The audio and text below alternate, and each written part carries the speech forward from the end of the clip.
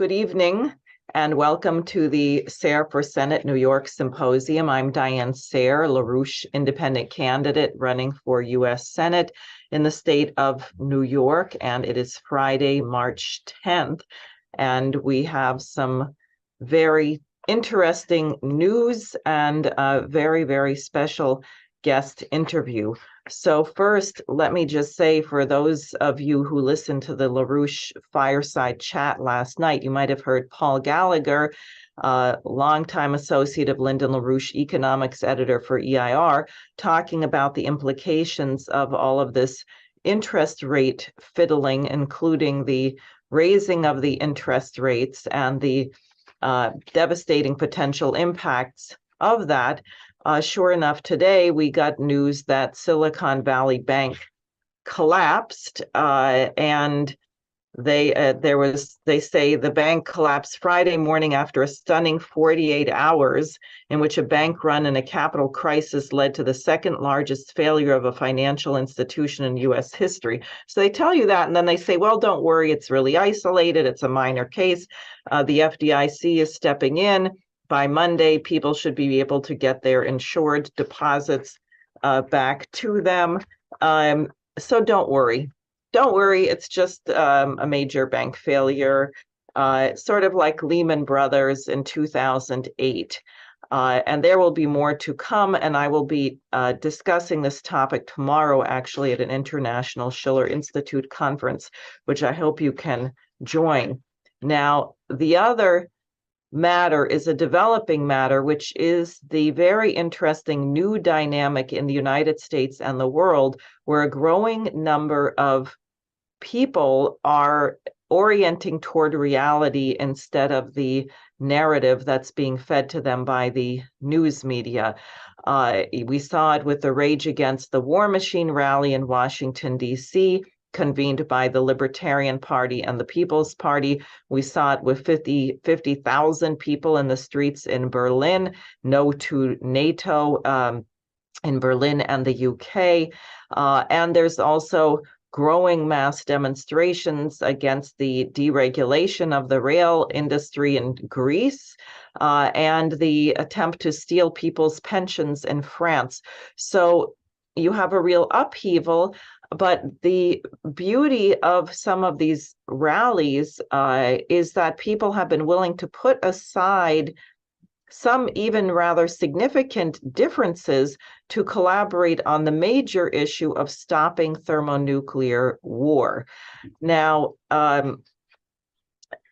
in that spirit, there was introduced in the Congress about 10 days ago by Congressman Matt Gaetz of Florida, House Concurrent Resolution 20 and then slightly amended 21 under the War Powers Act to withdraw American troops from Syria, all American troops, the argument being that there was never a declaration of war against that nation, with that nation. We have no business being there. And the truth of the matter is that the 900 troops we still have in Syria are merely occupying the most productive parts of the country, stealing about 75% of the oil and most of the wheat. So you have the Syrian population 90% below the poverty level, starving, freezing, no electricity. And then to add insult to injury, in spite of the earthquake recently, the U.S. has continued the outrageous Caesar sanctions, making it impossible to get spare parts or for private citizens to send aid to this country. Now, that Getz's resolution went to the floor of the Congress for a vote on Wednesday at 5:30, and while it did not pass, this is a shift. If you compare it to the vote to reinstate the Caesar sanctions, where only 2 congressmen voted against it, Marjorie Taylor Greene and Thomas Massie. In this case, we had 103 congressmen, 47 Republicans and 56 Democrats joining Congressman Gaetz in attempting to reassert the authority of the Constitution and the requirement that it is Congress that must declare war, not the president in fiat actions. So I'm going to show you how the New York delegation voted. The chairwoman of the Libertarian National Committee, Angela McArdle, has proposed a targeting of all of the representatives who voted no to get them out of office or force them to change their position, that we should have candidates running against them in Republican and Democratic primaries to get them out. We don't need any more perpetual wars, but I think you'll find this of interest. So in the state of New York, these representatives here voted with Congressman Getz to get our troops out of Syria. Bowman, Clark, Espaillat, Higgins, Meng, Ocasio-Cortez, Tonko, Torres, and Velasquez, and then one Republican, George Santos from Long Island, voted with Getz. A number of these are people whom my staffers and associates of LaRouche, Jose Vega, Kine, and Thistlethwaite have intervened on, and you see that it, I think, is having a certain effect. On the other hand, the representatives who voted to keep our troops in Syria, to continue this never-ending war at great suffering of the Syrian people, are Desposito, Republican, Garbarino, Republican, Goldman, Democrat, Jeffries, Hakeem Jeffries, Democrat, LaLota, Republican, Langworthy, Republican, Mike Lawler, that's my congressman, Republican, who is particularly pro-Ukraine, pro-war disaster, Nicole Maliotakis on Long Island, Republican, Gregory Meeks, Democrat, Molinaro, Republican, Morell, Democrat, Nadler, of course, Democrat, Ryan, Democrat, Stefanik, Republican, Claudia Tenney, Republican, Brandon Williams, Republican. So these 16 representatives who voted against the resolution from Congressman Getz to get our troops out of Syria need to be visited, called, and told that they are going to be losing their seats if they continue their warmongering policies. Now, that being said, I would like to introduce my guest, who is a very important Russian scientist who has been working for years on the question of earthquake forecasting, earthquake predicting. I'm joined in this interview by Jason Ross, who is part of the original science advisory team of Lyndon LaRouche. And this is extremely relevant because we just had these very large earthquakes in Syria and Turkey, in which 50,000 people at least, we probably still don't know, all the bodies have not been recovered, but at least 50,000 people died. In Syria, there are now 5 million people homeless. This is horrible. Well, what if the earthquake could have been known just a few days in advance and people could have been evacuated or moved to safety? Certain critical power and gas lines could have been frozen, etc. Now, the truth is that it is very likely this earthquake could have been predicted, and these people did not have to die. Unfortunately, and you'll hear Dr. Pulinets mention this, the seismologists who deal with the ground and not space want to maintain that earthquake forecasting is impossible and that all you need to do is to build your architecture to standard. It is the case that apparently, and you'll hear it discussed, one mayor in Turkey who insisted on maintaining the earthquake-resistant building code standards had far less damage, minimal damage in his town. So that's a factor. But why not get people out of there if you're going to have a major earthquake? I'm sure people in California and other areas around the world prone to quakes would be interested in this science. So without further delay, let's go to the interview. And let me just add that, as always, speakers on my program are participating not for the purpose of endorsing my or any political campaign, but for the purpose of educating the people on crucial issues that you might not be able to hear about otherwise. So let's go to the interview. So I would now like to introduce to speak with us about this question of earthquakes and the possibility of forecasting earthquakes and whether mankind has to continuously go through this difficulty, to Dr. Sergei Pulinets, who is the principal scientific researcher at the Space Research Institute of the Russian Academy of Sciences, and he's joining us this evening from Moscow.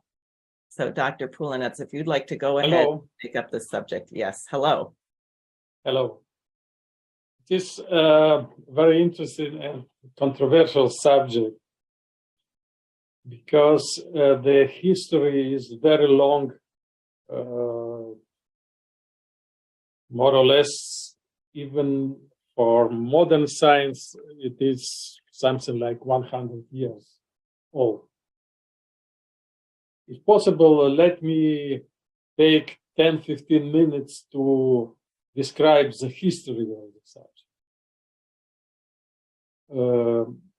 If we will return back to 70s of the last century, it was the golden age of seismology. What does it mean? In many countries, including United States, China, Soviet Union, European countries, people studied some anomalies which appear in the areas of the earthquake preparation by field prospecting, measuring the conductivity of the ground, velocity of propagation of the seismic waves, emanation of different gases, the level of the water in wells, and so on and so on. It is a very famous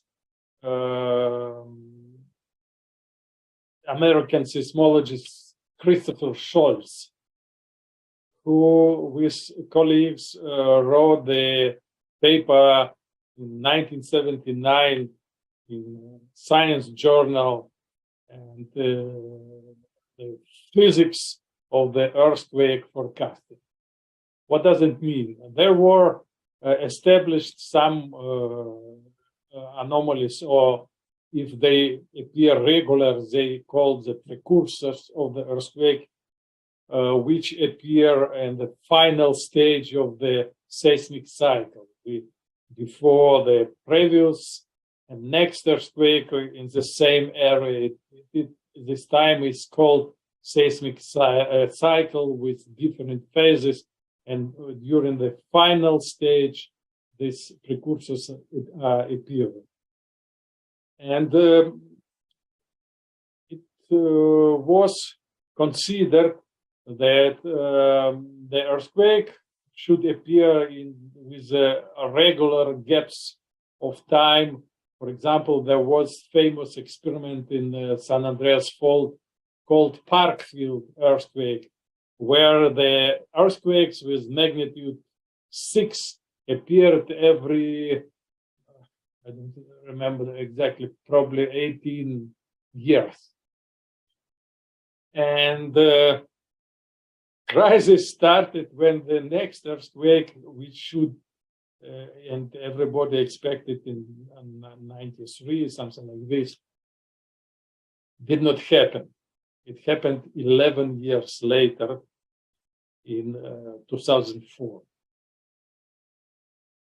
And it produced a crisis in seismology. And there was, again, in the pages of the Science Journal, global discussion of seismologists, and it was 1997. In this time, a lot of mathematicians came to seismology, and they started to develop the probability techniques analyzing catalog of the previous earthquake and then produce and these events to future to make predictions. And they make estimations that claimed that all the precursors which were studied earlier and unknown to the people are not precursors. They are not reliable. And finally, that the earthquake, it is chaotic process which is impossible to predict. And it was stated officially, I will explain what means officially, that short-term forecast is impossible.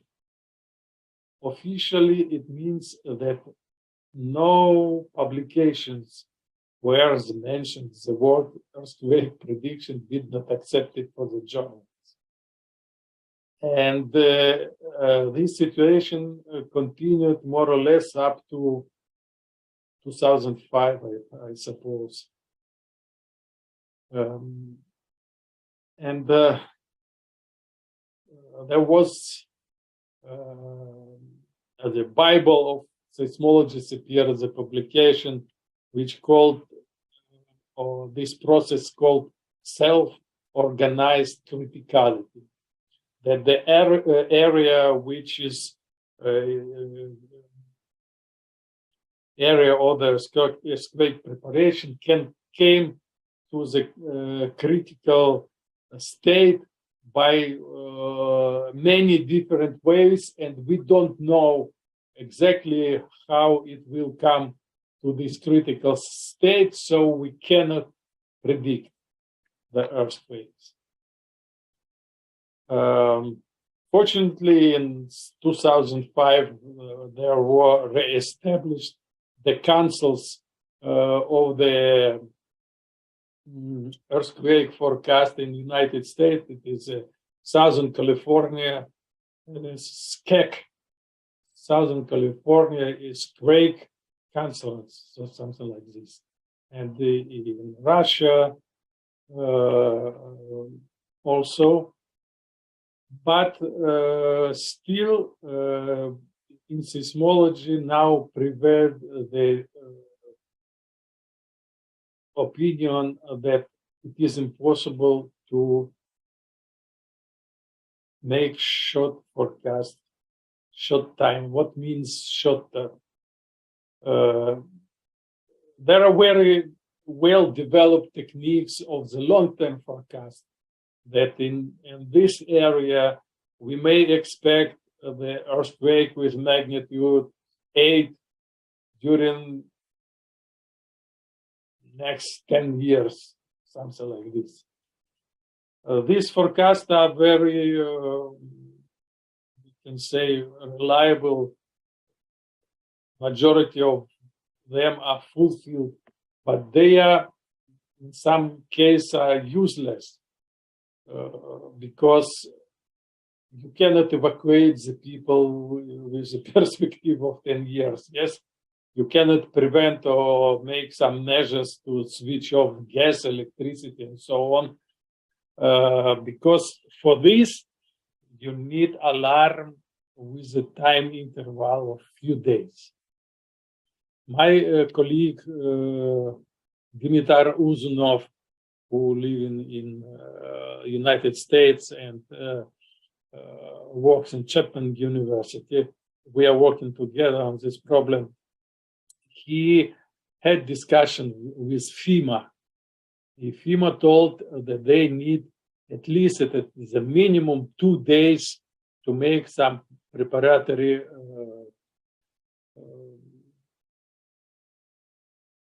actions with gas, electricity, water to prepare to evacuate people. It is minimum 2 days. So we are talking about the problem of forecasting few days before the earthquake. And this is situation for today. Officially, no one country has no bodies, institutions, who officially produce the short-term earthquake forecast. But during last 2 decades appears a new generation of scientists who are not seismologists, they are geophysicists, which observe the different anomalies in the earthquake preparation area and find that these anomalies are quite regular, quite reliable, and why, for example, I am from the Space Research Institute, because during last years the remote sensing developed drastically, and we are able to see these anomalies from the satellite. And this appears that it's much cheaper, because to make prospection in some area, you can put 1 sensor, 2 sensors, but area of the earthquake preparation, we can calculate for magnitude 7. The radius of this area is 1,000 kilometers. So if we calculate the area of with radius 1,000 kilometers, we obtain more than 3 million square kilometers. So you cannot put in such area the measurements of radon, earth conductivity, and other sensors. But from the satellite, we see all this. We see these thermal anomalies which appear in the area of the earthquake preparation and how they develop. And we have more or less answer how many days after this anomaly appears we may expect the earthquake. So now we have the conferences in all major scientific assemblies, such as American Geophysical Union with Dimitar Rozanov. During more than 10 years, we were conveners of the special session of the multi-parameter monitoring of the earthquake precursors. European Geoscience Union, International Union of Radio Science, IUGG, International Union of Geophysics, Geodesy, and so on and so on. Then now we have thousands of publications. There were dedicated space missions, for example, French satellite Demeter. It was in orbit from 2004 to 2010. Now it is in orbit the Chinese satellites, it's called CSS-1, China Seismo-Electromagnetic Satellites. They intend to launch the second one. We will launch, I suppose, by the end of this year, the satellite for monitoring the space weather, but these devices which are on board the satellite will be able to register these earthquake precursors, and so on, so on. But still, we are in a situation that there are 2 parallel worlds. The world of scientists who work on the physical processes before the earthquake, and world of seismologists who does not accept any attempts to introduce the technology of short-term forecast. And this is a short history. You can ask anybody in the USGS, ask them how they look on this problem. Everybody, you will not find any one person who will tell you that it is possible to make a certain forecast. Great. Well, that's a very good start. I think what I'll do is bring in Jason and we can have more of a discussion. For my viewers, Jason Ross is a member of Lyndon LaRouche's original science team and has been collaborating with Sergei over some years. I think this is actually really important, what you just described, because it gets at some questions that Mr. LaRouche raised about the destruction of science. He would go back to Bertrand Russell, who puts everything in a formula. You only know what you know. You cannot make a discovery. You cannot have a hypothesis. And it has really destroyed the academic institutions of the United States, because it does seem to me that an event as large as an earthquake could not occur spontaneously. There must be something. You're absolutely right. Yeah, so maybe you'd like to say something about that, and then Jason may have some thoughts. Sergei, go ahead. And yeah. I thought that you give the word to Jason. I'll come in later. I have some more questions okay. too, but that's a good one to start with. I would like to say more things about the economy and politics. I say you very sad things, which I knew from Gioacchino Giuliani. He passed away last year. It was engineer in Italy who worked in astrophysical observatory near L'Aquila, and then he applied the astrophysical techniques or gamma spectrometry to measure the radon in the area of Aquila, and he was able to predict practically all earthquakes starting from the magnitude 2. And probably you heard about the 2009 earthquake in L'Aquila, which several tens of fatalities there were.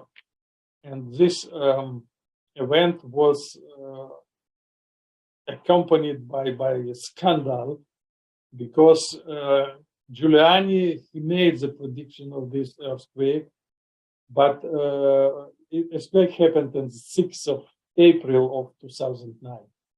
But on 30th of March, there came the official scientific commission from Rome, and they met with the citizens of L'Aquila and told, it is okay, it is normal increase of seismic activity, nothing will happen, go home, take a glass of wine, everything will be okay. And but earthquake happened, and citizens of Aquila applied to trial because seismologists made wrong negative prediction, and there were many people who told, I told my mother, go home. They told that everything, and my mother is now dead. And for the first time in the history, there was a real trial for probably 7 seismologists. Finally, they were sentenced conditionally, but nevertheless, it happened. But why I telling this history to you? Giuliani had conversation with Minister of Emergency Situation of Italy. I will not say names. I say only what he told to Giuliani. Keep quiet. The coffins are cheaper.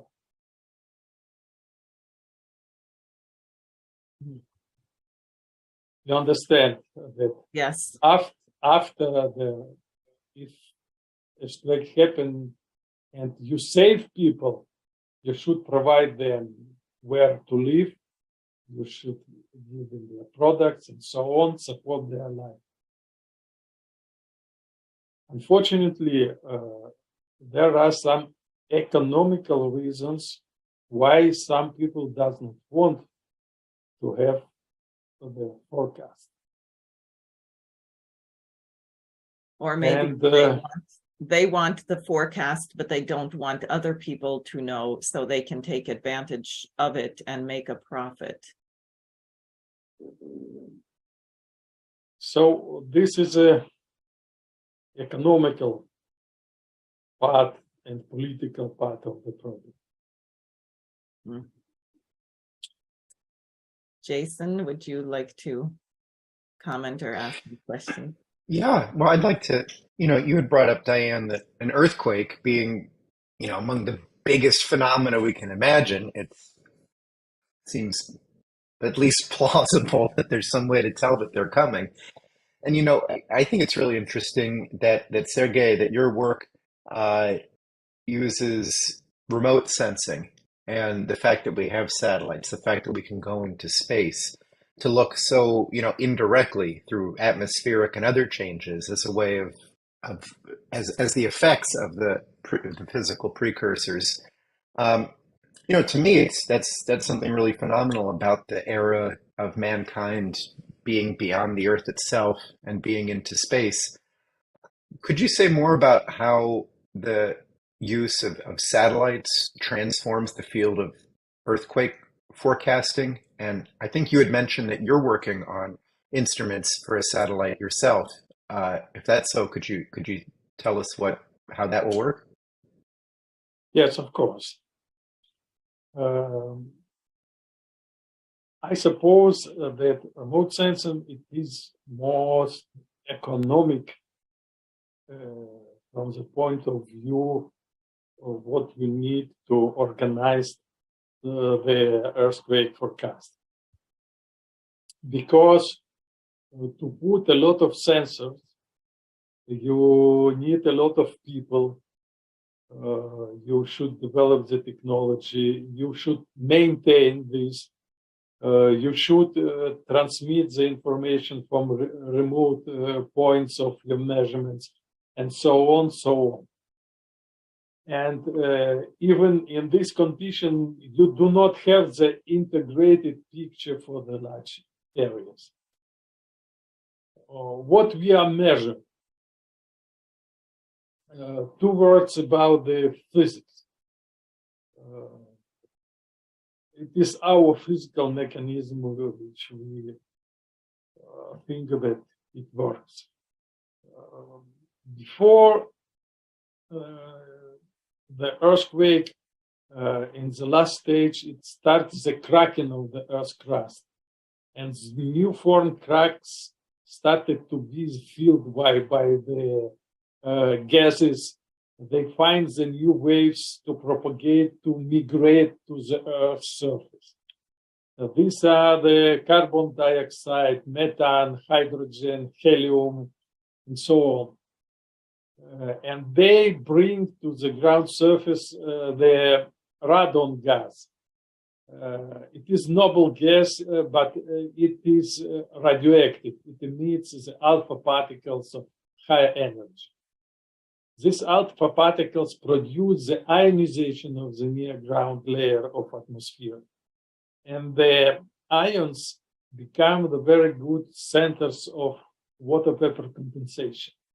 That starts the, very fast process of the condensation of water vapors of these ions. And we observe the sharp drop of the relative humidity in this area and growth of the air temperature because during condensation, water vapor emits the latent heat of condensation. So we observe the large thermal anomalies in the area of the earthquake preparation. With the infrared spectrometers, we are able to observe from the satellite these large areas and observe its dynamics. And from the size, we are able to estimate the magnitude, and from temporal dynamics to estimate the time of the earthquake. This is the one thing. Simultaneously, this ionization changes the electric properties of the air. And we are living in the global electric circuit. There is the potential difference between the ionosphere and ground, which is 2,500 volts, 2.5 kilovolts. And the electric current is flowing from the ionosphere, which is positive in relation to the ground. This current is very small, but nevertheless, this global electric circuit works due to the global thunderstorm activity. Thunderstorm produce and put the positive charge to the ionosphere and negative to the ground.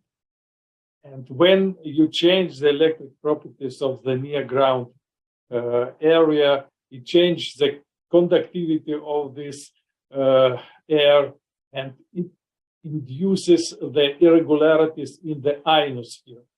And we observe the large-scale anomalies in the ionosphere. And this is what I'm doing. I'm doing the devices to measure the electron concentration in the ionosphere, and not only in the one layer, but the vertical profiles of the electron concentration. This device is called topside sounder.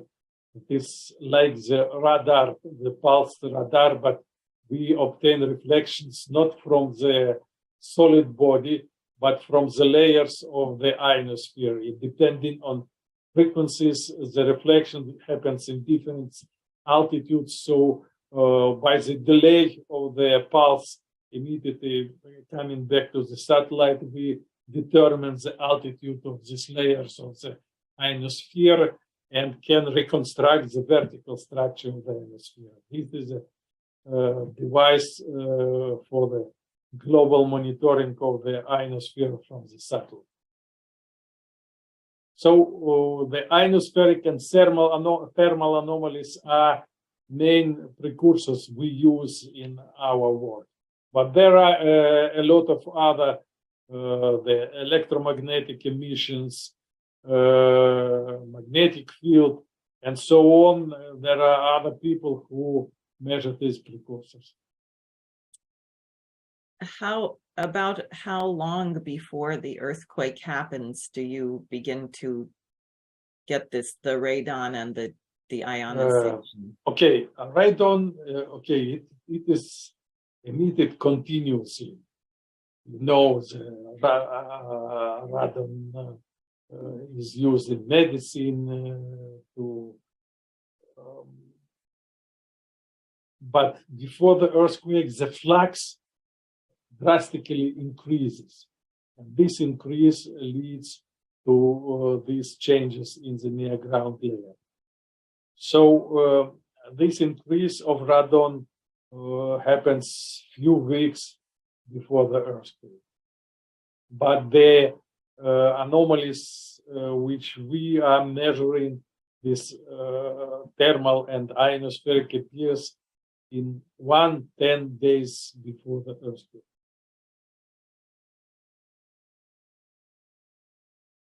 We published in English, it is 4 monographs where we described our theory, physical model, and technology of these measurements. The recent one was published on Christmas, 25 of December last year. It was released.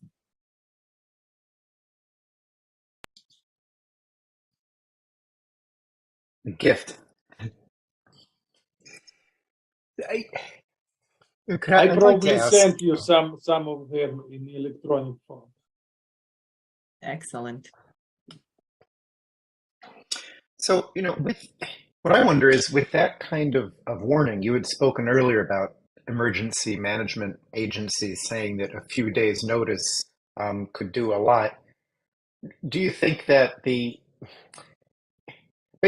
what I wonder is, what's really standing in the way of getting this technology implemented? Like, let's say that government support became abundant, funding was not an issue. How long would it take to build up the whatever satellites or other equipment are needed to have a global earthquake forecasting system? You will laugh. We don't need anything. Everything is ready. We need only some support. I can say you, okay, it is again the economy. It is possible to find some investor who can organize this monitoring. And this story happened with me last year, 1.5 years. There appeared some investor in Germany. He has a company in Switzerland, and he organized the company for earthquake forecast in Slovenia. They invited me as a member of the scientific council and the scientific board. And it was very successful from the point of view. There was some young scientist, who is able to see the dynamics of the interaction of the tectonic faults. And we observed some slow tectonic waves which were concentrated in some regions, and it was very high correlated with our precursors. So they showed where the earthquake can happen, and we, by our technologies, could answer when it happened.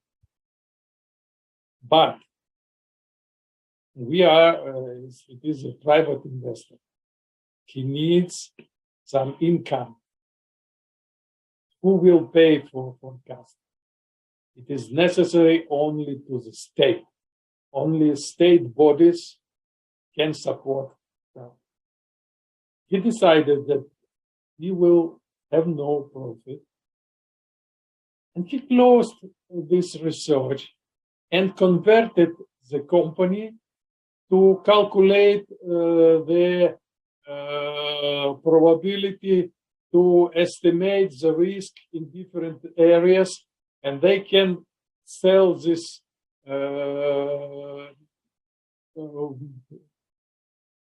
risk research to the insurance and reinsurance company. Okay? And he will have profit. He also doesn't need the prediction. And history stopped for me very short. On the 30th of October, they wrote me the letter that they don't need service from me anymore. So again, it is economy. The prediction and forecast could be financed only by state. Like any emergency, medical emergency, firemen, and so on. All these are state bodies. Until state will approve this research and organize some bodies who will make forecasts, we have no perspectives. And this is a sad conclusion from my. Well, I think this is a terrible misunderstanding of economy, because real economy is physical and depends on the metaphysical, if you will, which is the input of human creativity or scientific discovery. The point of economy is that it's an invention of mankind to improve the condition of mankind. But we have some crazy people who think that economy has to do with getting rich, which is very short-sighted, because each of us is only going to be here. I don't know, if you take the planet has been here maybe 5 billion years, and you can correct me, our life is a very tiny part of that. So how short-sighted to be personally worried about getting rich in that little sliver, as opposed to consider what mankind should actually be doing, which after all is the real purpose of economy. Yes. So, and we see from the last earthquakes in Turkey, what consequences we may have if we do not take measures for forecasting saving people. Right. I have, And go ahead. we had precursors for this earthquake. But the problem again, I cannot round the clock to sit near a computer and search the critical points all over the world. Of course, I looked at this event after it happened, and I have seen that there were our precursors, and if we watched this point continuously, we were able to detect the precursors. Right. So you're saying that had you been monitoring, you would have been able to predict the earthquake that hit Turkey and Syria. Because, yes. Yeah. No, that's terrible. I just want to review in case it wasn't clear to the listeners, and then I know Jason has some questions, because what you said about Italy 2009 is that your friend had forecast that an earthquake was going to come, and the seismologists said, no, it's not happening. And so everybody went back to their homes, and then there was an unnecessary loss of life. Actually, I have movie about this. If Jason is able to make the writing from Russian in English, it's a very good movie which was created just describing this case in Italy. And you can see this Giuliani, and we speak about our methods and so on. It was made by the channel of Russian channel Culture. Great, we should do that. Jason, why don't you go ahead with your questions? Well, yes, so Sergei, I was wondering about, you had said that, I think that Uzanov had worked with an American Geology Institute, I may have the name wrong, and that you had found collaboration with the EU Geosciences Union, other groups. Could you say more about what kinds of people are studying earthquake forecasting? And it seems really surprising or strange that seismologists are so against it. Why? Why do they oppose this field of research?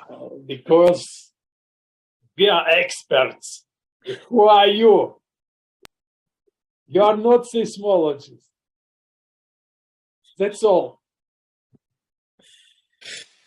Well, that's pretty simple. Yes, it's very simple. There are different I can talk about different people. For example, the former head of the Italian Space Agency, he was involved in this.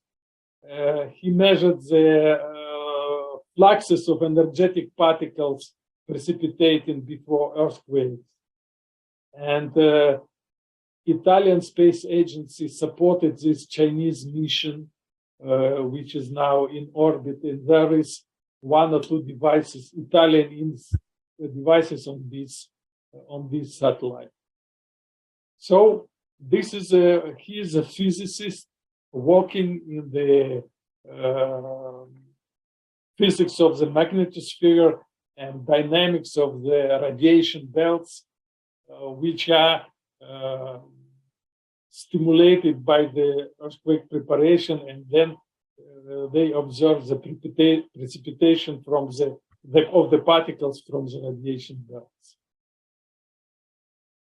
Another people who are working with waves of different frequency bands, which are observed connected with space weather events, solar activity, and so on.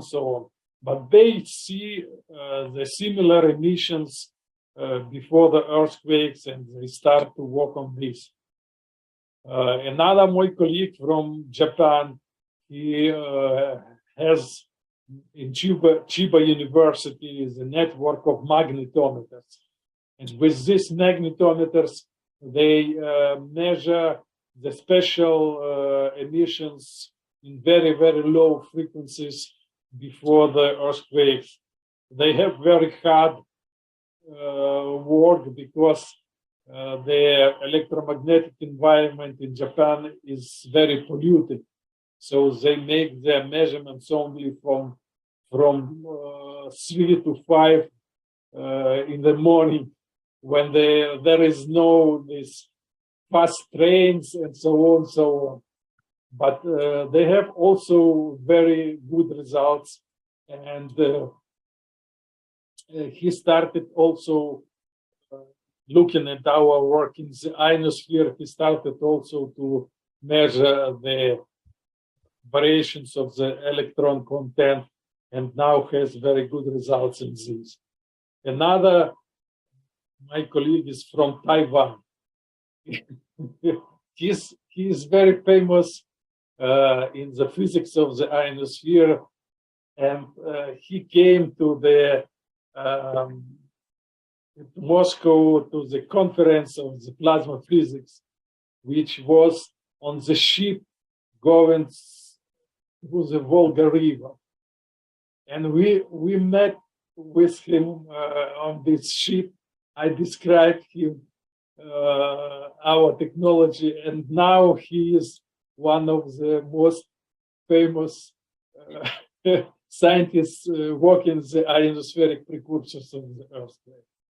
These are the people, all of them the good physicists in different areas, as I told, magnetometers, electromagnetic emissions, space science, particle physics, and so on. So this, in general, it is a physics because we observe the physical processes in different geospheres, like Vernadsky told, that we observe the interaction of the geospheres, because seismologists look only on the Earth's crust, but the physics not finishes in the Earth's crust. These processes are going up to the atmosphere, to the ionosphere, and we should look on this interaction of these geospheres. And in this combination, we discover the new effects and new possibilities for the earthquake forecast.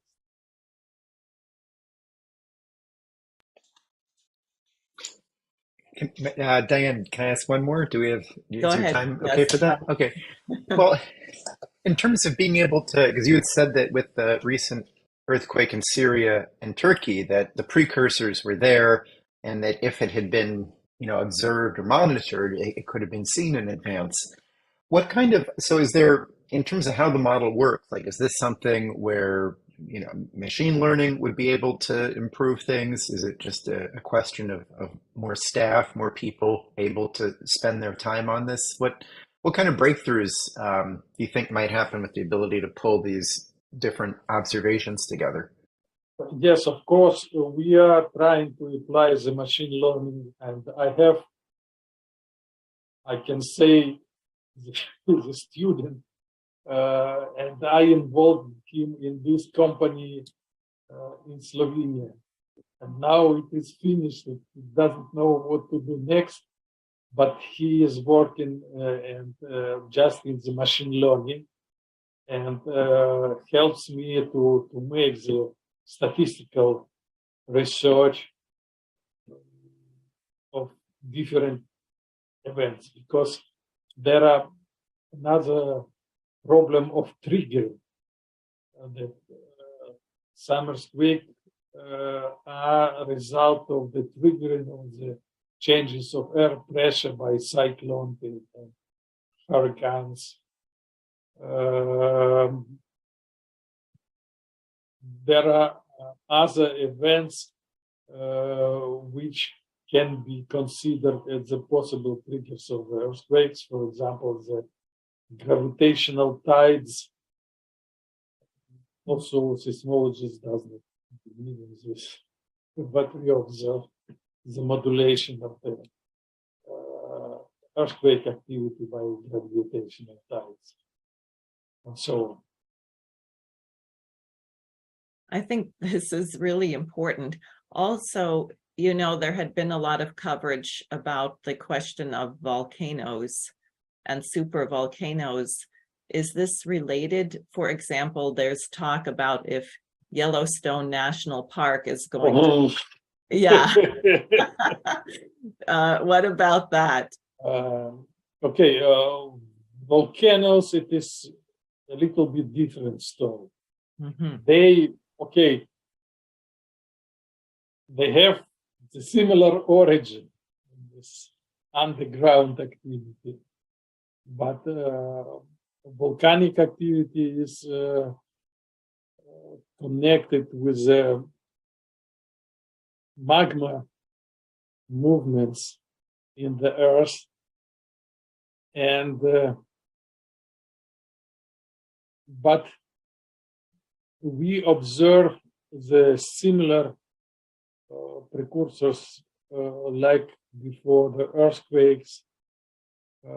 I don't have too much results about the volcanoes, but I can say that we observe before the eruption the sharp peaks of our parameter connected with the atmospheric anomalies 1-2 days before the eruption. Okay. Well, that also sounds like it might be very helpful to people. Yes, of course. Yes, of course. Yeah. And it is more simple because we know where volcanoes are, so we can monitor these points continuously. Right. But again, it is not possible to do with one computer. I need servers and so on to monitor all the points with volcano activity. Well, that's very clear. I'd like to thank you very much for this, because it demonstrates that the catastrophe that we saw in Turkey and Syria actually did not have to happen. And there are many layers in which it did not have to happen. And not only that we were not able to forecast the earthquakes, but as you know, we have been in a huge fight to get the sanctions lifted on Syria, where they don't even have the equipment to rescue people or help people.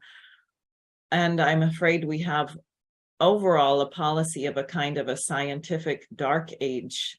So I think your comments today will be very helpful in provoking some people in the United States to begin to think about what we should consider doing if we really are so civilized that it would be worth investigating these areas.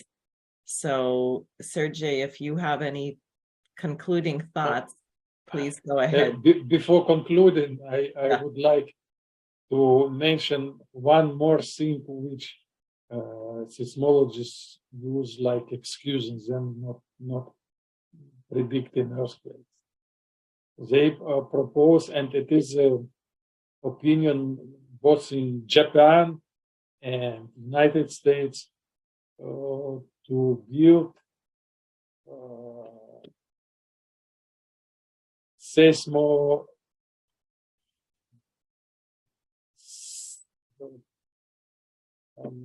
how to say, the strong buildings which can which will withstand these oscillations provoked by the earth. Actually, this earthquake in Turkey and Syria was so deadly because the code of building was not kept in proper way. Because inside this area in Turkey, there was a city where no one building was destroyed. Mm. No one people was killed because the mayor of this city did not permit to build the buildings violating the rules of the seismoprotective measures. Wow. Exactly in the center of this area. Wow. All buildings are not touched. So it is another problem. So, and now seismologists propose to build the seismoprotected constructions and don't think about the prediction. And they don't think about the what? About prediction. That's not necessary, but we will survive in such buildings and don't need. So we don't need to know because we'll make our buildings strong enough. Yes, strong enough. Wow. So you said the mayor in the city in Turkey would not allow the buildings to be built? Not allowed to build with violation of the rules of the building. He would He not insisted that the standards be upheld. Oh, he insisted. So in that little area, the building stayed up. Yes. Okay. I can say you the name of the city. It's a city Erzin. Okesh Elmasoglu is the mayor of this of the city. A city Erzin. Erzin, and so their buildings. All the buildings are standing. Wow. Like they are. Wow, that's very important. So the mayor insisted, and they did it. Yeah. So again, it just shows the criminality. We are not helpless. Human beings are not helpless. We can plan. And yes, I heard that 188 persons were arrested in Turkey. Architects, engineers who were responsible. Wow. That's some of them were captured in the airport. They trying to escape. Wow. Jason, any? Well, just that, it makes me think of the fact that we've seen, if not extreme weather become more moderate over the last century, we've certainly seen the human effects of extremes greatly reduced. The number of lives lost from floods, from other, climate-related things over time, it's much lower now than 100 years ago because we're able to increase our independence. We're increasingly creating our own environment with things like infrastructure, communications, good buildings. So That just comes to mind that this is, that's a part of infrastructure that maybe you don't think of. Building codes. Building codes, But yes. Building codes. Yeah, yeah. very important. All right. Well, thank you both Okay. very Thank you very much. much.